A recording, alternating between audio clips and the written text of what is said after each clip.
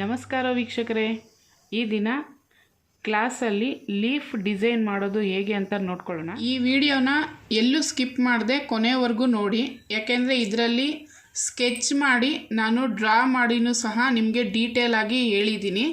ಅದಕ್ಕೋಸ್ಕರ ನೀವು ಕೊನೆವರೆಗೂ ಡೀಟೇಲ್ ಆಗಿ ನೋಡಿ, ಆಗ ನಿಮಗೆ ಅರ್ಥ ಆಗುತ್ತೆ.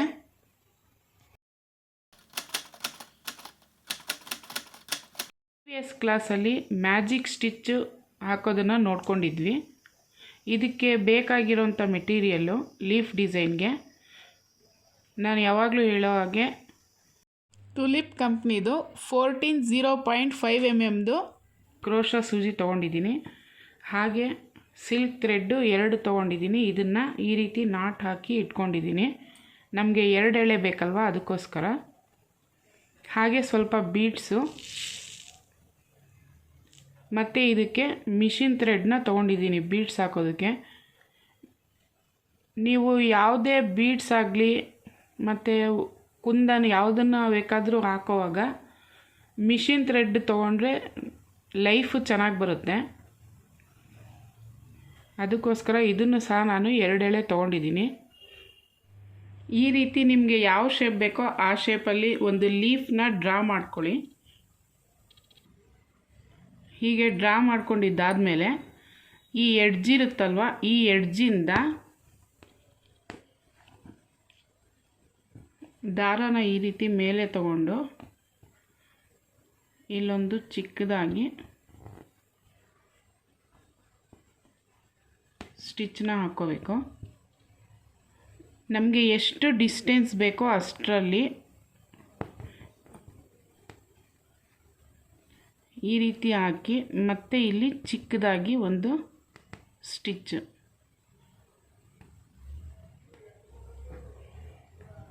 ಇದನ್ನು ನಾವು ಒಂದೇ ಸೈಡಲ್ಲಿ ರೆಡಿ ಮಾಡಿ ಮತ್ತೆ ನೆಕ್ಸ್ಟ್ ಸೈಡಲ್ಲೂ ಮಾಡ್ಬೋದು, ಇಲ್ಲ ಅಂದರೆ ಈ ರೀತಿಯಾಗೂ ಮಾಡ್ಕೋಬೋದು. ಈ ರೀತಿ ಹಾಕಿದ್ಮೇಲೆ ಇಲ್ಲಿ ಒಂದು ಚಿಕ್ಕದಾಗಿ ಸ್ಟಿಚ್ನ ಹಾಕ್ಕೋಬೇಕು. ಮತ್ತು ನಾವು ಫಸ್ಟ್ ತೊಗೊಂಡಿರ್ತೀವಲ್ಲ ಅದೇ ಜಾಗದಲ್ಲೇ ಬಂದು ಮತ್ತೆ ಇಲ್ಲೊಂದು ಚಿಕ್ಕದಾಗಿ ಸ್ಟಿಚ್ ಹಾಕ್ಕೊಂಡು, ಫಸ್ಟ್ ನಾವು ಇಲ್ಲಿ ಹಾಕ್ಕೊಂಡಿದ್ವಲ್ಲ, ಈಗ ಈ ಸೈಡಿಂದ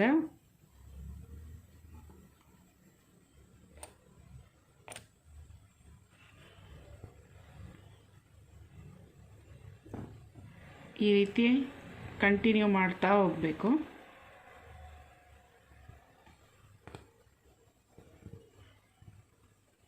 ಮತ್ತು ಈ ಕಡೆ ತಗೊಳ್ಳೋಣ. ಈಗ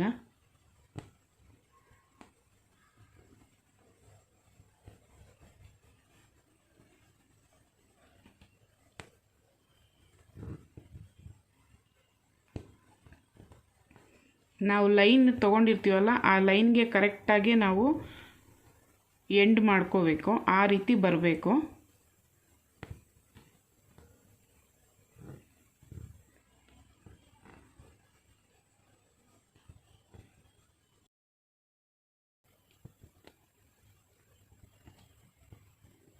ಮತ್ತು ಈ ಸೈಡಿಂದ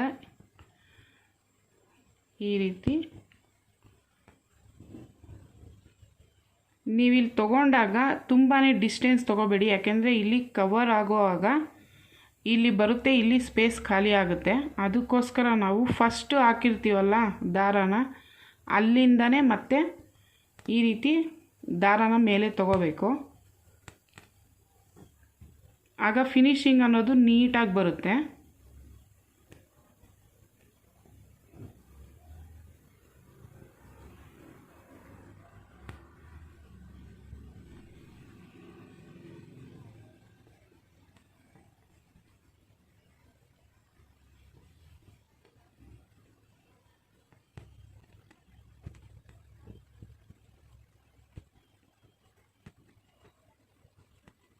ಲೀಫ್ ಡಿಸೈನ್ನ ನಾವು ಸುಮಾರು ರೀತಿಯಲ್ಲಿ ಹಾಕ್ಬೋದು, ಅದನ್ನು ಸಹ ತೋರಿಸ್ತೀನಿ.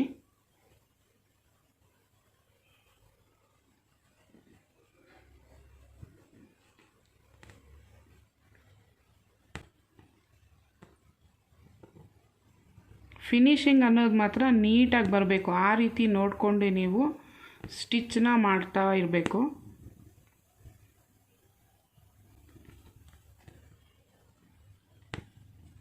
ಇದು ಬೇಸಿಕ್ ಲೆವೆಲಿಂದ ಅಡ್ವಾನ್ಸ್ ಲೆವೆಲ್ವರೆಗೂ ಯೂಸ್ ಆಗುವಂಥ ಡಿಸೈನ್ಸ್ ಇದು.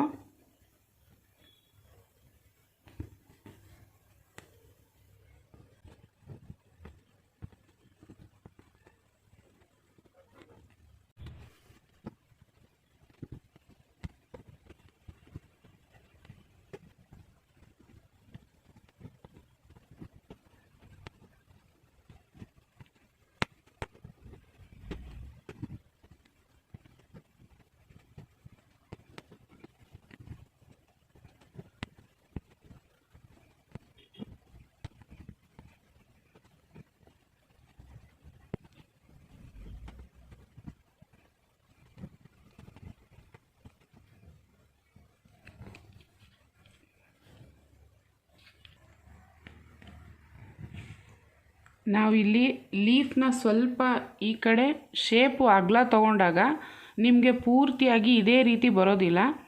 ಅದಕ್ಕೋಸ್ಕರ ನಾನು ಒಂದು ಸೈಡು ಚಿಕ್ಕದಾಗಿ ಇಲ್ಲಿ ಇನ್ನೂ ಸ್ಪೇಸ್ ಇದೆಯಲ್ವ, ಈ ಕಡೆಗೆ ಫಸ್ಟು ಎಂಡ್ ಮಾಡಿಕೊಂಡು ಮತ್ತೆ ಇಲ್ಲಿ ಕಂಟಿನ್ಯೂ ಮಾಡ್ತೀನಿ.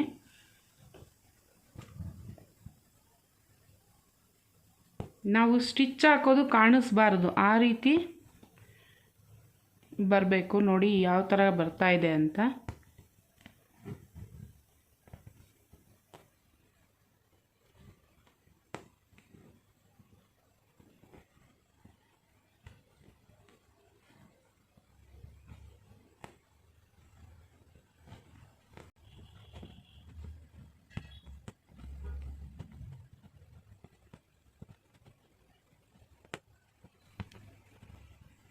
ನಾನು ಕ್ಲಾಸಸ್ನ ನಿಮಗೆ ಇಷ್ಟ ಆಗೋ ಥರ, ಅರ್ಥ ಆಗೋ ಥರ ಹೇಳ್ಕೊಡ್ತಾ ಇದ್ದೀನಿ ಅಂತ ಅಂದ್ಕೊಂಡಿದ್ದೀನಿ.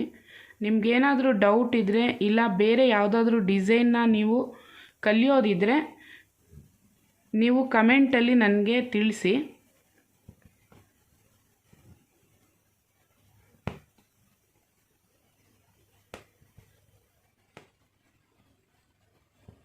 ಹಾಗೆ ಈ ಸ್ಟಿಚ್ಚು ಯಾವ ರೀತಿ ಕಾಣಿಸ್ತಾ ಇದೆ ಅದನ್ನು ಸಹ ಹೇಳಿ.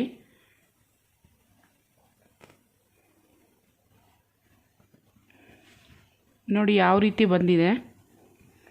ಈಗ ಇದನ್ನು ಸಹ ಕ್ಲೋಸ್ ಮಾಡೋಣ, ಈ ಸ್ಪೇಸ್ನ.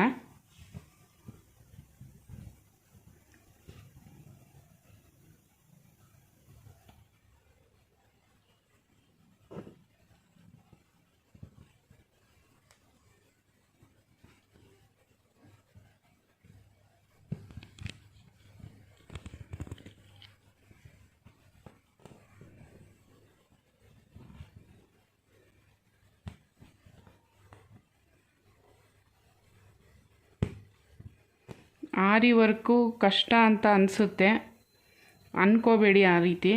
ಮನಸ್ಸಿದ್ರೆ ಮಾರ್ಗ ಅಂತಾರಲ್ವ, ಅದು ನಿಜ. ತುಂಬ ಚೆನ್ನಾಗಿ ಕಲಿಬೋದು.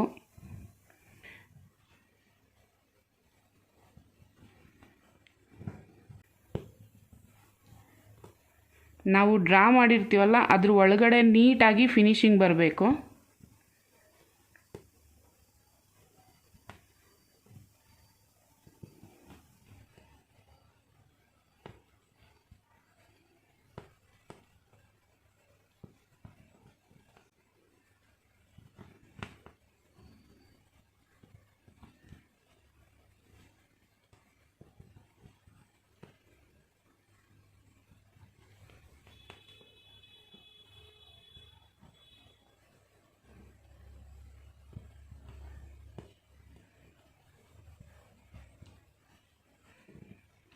ನೋಡಿ ಯಾವ ರೀತಿ ಬಂದಿದೆ.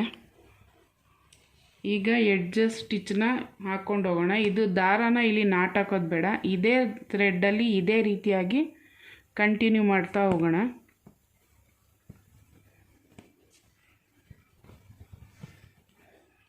ಈ ರೀತಿ ಎಡ್ಜಲ್ಲಿ ಒಂದು ಸಲ ಚೈನ್ ಸ್ಟಿಚ್ನ ಚಿಕ್ಕದಾಗಿ ಹಾಕ್ಕೊಳ್ತಾ ಹೋಗಬೇಕು.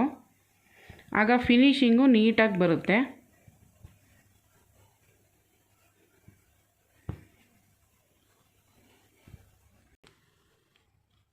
ನಾವು ಎಲ್ಲಿ ಸ್ಟಾರ್ಟ್ ಮಾಡಿದ್ವಲ್ಲ ಅಲ್ಲೇ ಬಂದು ಎಂಡ್ ಮಾಡಬೇಕು. ಇಲ್ಲಿ ನಾಟ್ ಹಾಕ್ತಾ ಇದ್ದೀನಿ. ನಾಟನ್ನ ಇನ್ನೊಂದು ಸಲ ತೋರಿಸ್ತೀನಿ ನೋಡಿ. ಈ ರೀತಿ ದಾರಾನ ಎಳ್ಕೊಳ್ಳಿ ಮೇಲೆ. ಈ ದಾರಾನ ಈ ಬೆರಳಿಂದ ಈ ರೀತಿ ಗ್ರಿಪ್ಪಾಗಿ ಇಟ್ಕೊಳ್ಳಿ.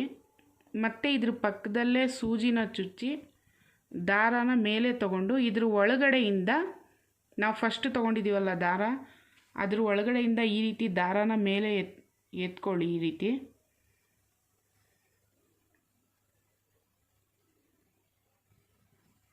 ಈ ರೀತಿ ಬಂದಿರುತ್ತಲ್ಲ,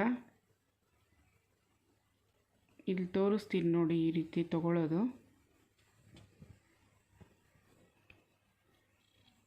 ಇದ್ರ ಮಧ್ಯದಿಂದ ಮತ್ತೆ ಫಸ್ಟ್ ದಾರಾನ ನಾವು ತೊಗೊಂಡಿರ್ತೀವಲ್ಲ ಆ ದಾರಾನ ಇದ್ರ ಮೇಲಿಂದ ಈ ರೀತಿ ಎಳ್ಕೊಂಡು ಕೆಳಗಡೆಯಿಂದ ದಾರಾನ ಎಳಿಬೇಕು. ಆಗ ನಾಟು ಕೂರುತ್ತೆ.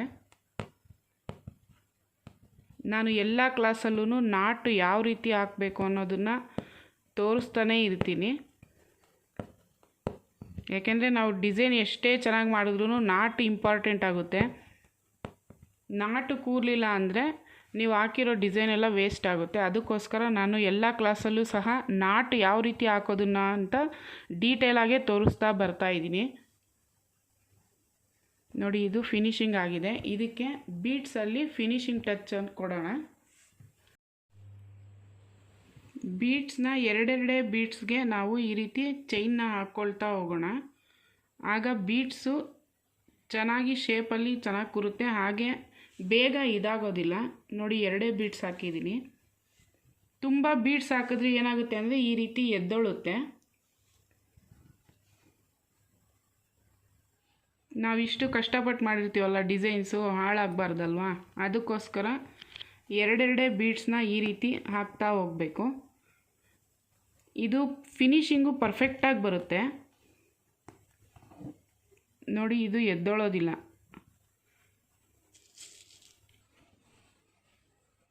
ಮತ್ತೆ ಎರಡು ಬೀಡ್ಸ್ನ ತಗೊಳ್ತಾ ಇದ್ದೀನಿ.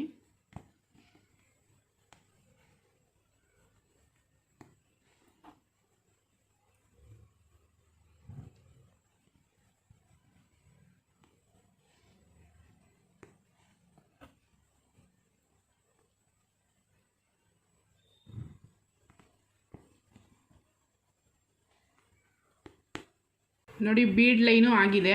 ಯಾವ ರೀತಿ ಕಾಣಿಸ್ತಾ ಇದೆ ಅಂತ ಇದನ್ನು ನಿಮಗೆ ಒಂದು ಪೇಪರ್ ಮೇಲೆ ಡ್ರಾ ಮಾಡಿ ತೋರಿಸ್ತೀನಿ. ಯಾಕೆಂದರೆ ಇದು ನಾವು ಥ್ರೆಡ್ಡಲ್ಲಿ ಮಾಡೋವಾಗ ಸೂಜಿಲಿ ಈ ಥರ ದಾರನ ಮೇಲೆ ತೊಗೊಳ್ತೀವಲ್ಲ, ಅದು ಅಷ್ಟು ಡೀಟೇಲಾಗಿ ಅರ್ಥ ಆಗಲಿಲ್ಲ ಅಂದ್ರೂ ಇದರಲ್ಲಿ ನೀಟಾಗಿ ಅರ್ಥ ಆಗುತ್ತೆ. ಫಸ್ಟು ನಾವಿಲ್ಲಿ ಲೀಫ್ ಡಿಸೈನ್ನ ಡ್ರಾ ಮಾಡ್ಕೊಳ್ಳೋಣ.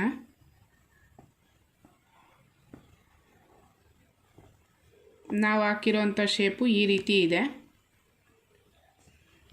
ನೀವು ಸ್ಟಾರ್ಟಿಂಗ್ ಮಾಡುವಾಗ ಈ ರೀತಿ ಯಾವುದಾದ್ರೂ ಒಂದು ಪೇಪರ್ ಕಟ್ಟಿಂಗಲ್ಲಿ ಮಾಡ್ಕೊಂಬಿಡಿ. ಪೇಪರ್ ಕಟ್ಟಿಂಗ್ ಮಾಡಿಕೊಂಡು ಅದನ್ನು ಇಟ್ಟು ಡ್ರಾ ಮಾಡ್ಕೊಳ್ಳಿ. ಡ್ರಾ ಮಾಡ್ಕೊಂಡಿದ್ದಾದಮೇಲೆ ಮಧ್ಯ ಇಲ್ಲಿ ಒಂದು ಲೈನ್ನ ಈ ರೀತಿ ಹಾಕ್ಕೊಳ್ಳಿ ಸಣ್ಣದಾಗಿ. ಫಸ್ಟು ನಾವು ಇಲ್ಲಿಂದ ಸ್ಟಾರ್ಟ್ ಮಾಡಬೇಕು. ಈ ಎಡ್ಜ್ ಇರುತ್ತಲ್ವ, ಈ ಎಡ್ಜಿಂದ ನಮಗೆ ಎಷ್ಟು ಲೆಂತ್ ಬೇಕೋ ಆ ಲೆಂತಿಗೆ ತಗೊಂಡು ಇಲ್ಲಿಂದ ಮತ್ತೆ ಇಲ್ಲಿ ಚಿಕ್ಕದಾಗಿ ಸ್ಟಿಚ್ನ ಹಾಕ್ಕೋಬೇಕು. ಚಿಕ್ಕದಾಗಿ ಮತ್ತೆ ಇಲ್ಲಿಂದ ಇದ್ರ ಪಕ್ಕನೇ ಇಲ್ಲಿ ದಾರಾನ ತಗೋಬೇಕು ಸೂಜಿಯಿಂದ ಮೇಲೆ.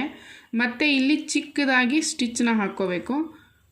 ಇಲ್ಲಿ ತೊಗೊಳ್ತೀವಲ್ಲ, ಇದೇ ಕನ್ಫ್ಯೂಸ್ ಆಗೋದು. ನೋಡ್ಕೊಳ್ಳಿ, ಇಲ್ಲಿ ತೊಗೊಂಡಾಗ ಇಲ್ಲಿಂದ ಮತ್ತೆ ನಾವು ದಾರ ಇಲ್ಲಿ ತೊಗೊಳೋವಾಗ ನಾವು ಇಲ್ಲಿಂದ ಇಲ್ಲಿ ಎಳ್ಕೊಳ್ತೀವಲ್ಲ, ಆಗ ನಾವು ಫಸ್ಟು ಇಲ್ಲಿ ತೊಗೊಂಡಿರ್ತೀವಲ್ಲ, ಸ್ಟಿಚ್ ಹಾಕಿರ್ತೀವಲ್ಲ, ಅಲ್ಲೇ ತೊಗೋಬೇಕು ದಾರ. ಅಲ್ಲಿ ತೊಗೊಂಡು ಮತ್ತೆ ಇಲ್ಲಿ ಚಿಕ್ಕದಾಗಿ ಸ್ಟಿಚ್ನ ಹಾಕ್ಕೊಂಡು ಇಲ್ಲಿಗೆ ಎಳ್ಕೋಬೇಕು. ಮತ್ತು ಇಲ್ಲೊಂದು ಸ್ಟಿಚ್ಚು. ಮತ್ತು ಇಲ್ಲಿಗೆ ಬಂದಾಗ ಫಸ್ಟ್ ಸ್ಟಾರ್ಟಿಂಗ್ ನಾವು ಸ್ಟಿಚ್ ತೊಗೊಂಡಿರ್ತೀವಲ್ಲ, ಅಲ್ಲಿಂದನೇ ಮತ್ತೆ ದಾರಾನ ಎಳ್ಕೋಬೇಕು. ಮತ್ತು ಇಲ್ಲೊಂದು ಚಿಕ್ಕದಾಗಿ ಸ್ಟಿಚ್ಚು. ಇದೇ ರೀತಿ ನೀವು ಕಂಟಿನ್ಯೂ ಮಾಡ್ತಾ ಹೋಗಬೇಕು.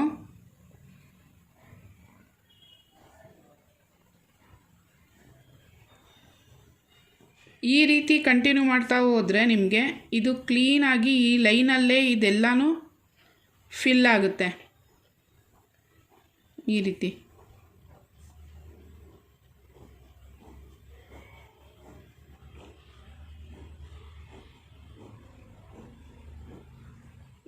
ಈ ರೀತಿ ಫಿಲ್ ಆಗುತ್ತೆ. ಮತ್ತು ಎಡ್ಜಲ್ಲಿ ಒಂದು ಚೈನ್ ಸ್ಟಿಚ್ನ ಹಾಕಿ ಮತ್ತು ಬೀಡ್ ಲೈನು ಇಲ್ಲ ಸ್ಟೋನ್ ಚೈನು ಯಾವ್ದು ಬೇಕಾದ್ರೂ ನಾವು ಹಾಕ್ತಾ ಹೋಗ್ಬೋದು. ಇದು ಡೀಟೇಲಾಗಿ ಅರ್ಥ ಆಗಿದೆ ಅಲ್ವಾ? ಇಲ್ಲಿ ಮಧ್ಯ ಲೈನ್ ಹಾಕ್ಕೊಳ್ಳಿ ಅನ್ನಲ್ವಾ, ಆ ಲೈನನ್ನು ಕರೆಕ್ಟಾಗಿ ನೋಡಿ ಅದೇ ರೀತಿಯಾಗಿ ಇಲ್ಲಿ ದಾರಾನ ಎಳೆ ಎಳೆಯಾಗಿ ತೊಗೊಂಡಿರೋ ಥರನೇ ಕಾಣಿಸುತ್ತೆ. ಈ ರೀತಿ ಬರಬೇಕು. ನಿಮಗೆ ಈ ವಿಡಿಯೋ ಅರ್ಥ ಆಗಿದೆ ಅಂತ ಅಂದ್ಕೊಳ್ತೀನಿ. ಹಾಗಿದ್ದಲ್ಲಿ ಈ ಕೂಡಲೇ CS ಫ್ಯಾಷನ್ ಕ್ರಿಯೇಷನ್ನ ಸಬ್ಸ್ಕ್ರೈಬ್ ಮಾಡ್ಕೊಳ್ಳಿ, ಲೈಕ್ ಮಾಡಿ, ಶೇರ್ ಮಾಡಿ. Thank you.